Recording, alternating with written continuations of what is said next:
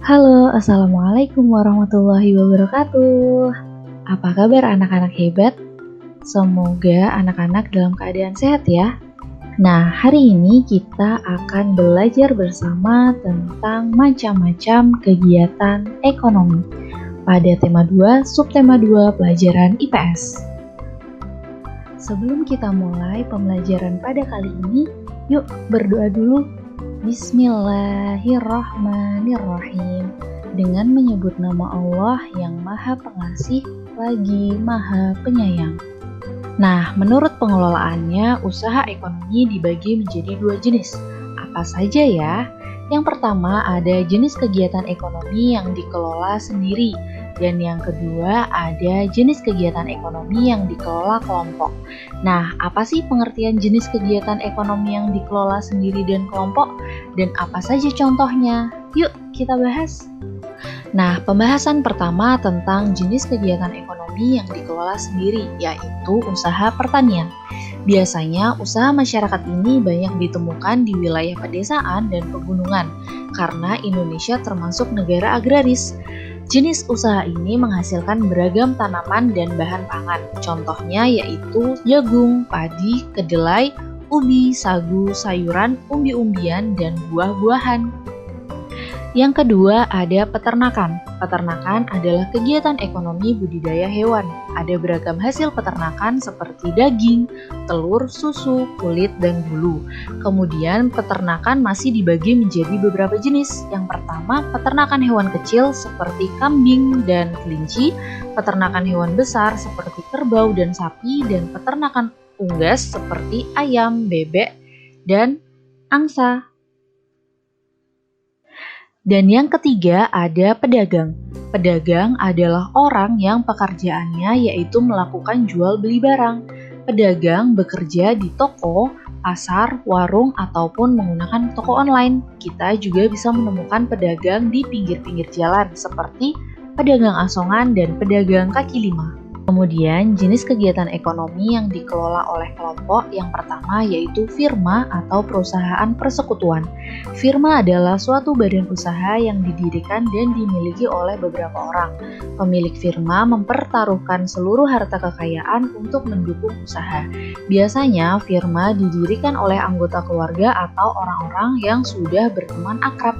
Jadi mereka saling percaya satu sama lain.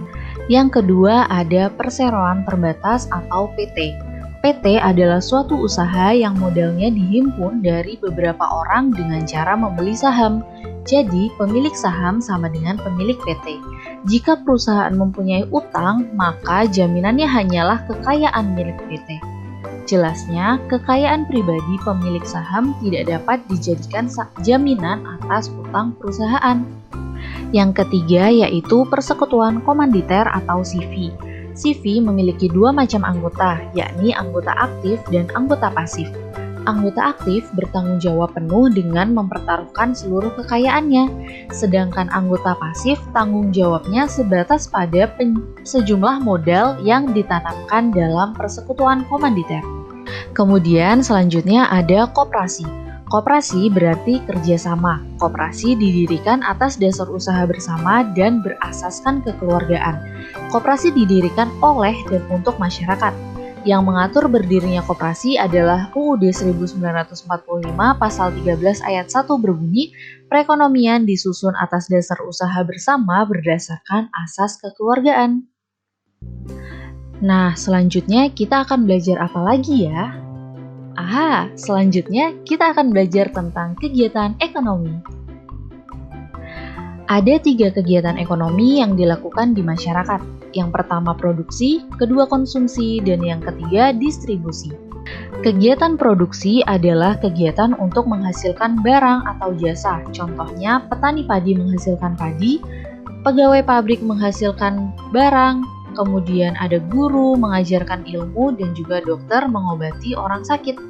Yang kedua, kegiatan konsumsi. Konsumsi adalah suatu kegiatan memakai atau menghasilkan barang untuk memenuhi kebutuhan, seperti makan, menggunakan pakaian, dan menggunakan jasa transportasi.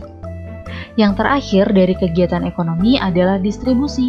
Distribusi adalah kegiatan menyalurkan barang dari produsen ke konsumen melalui proses jual beli.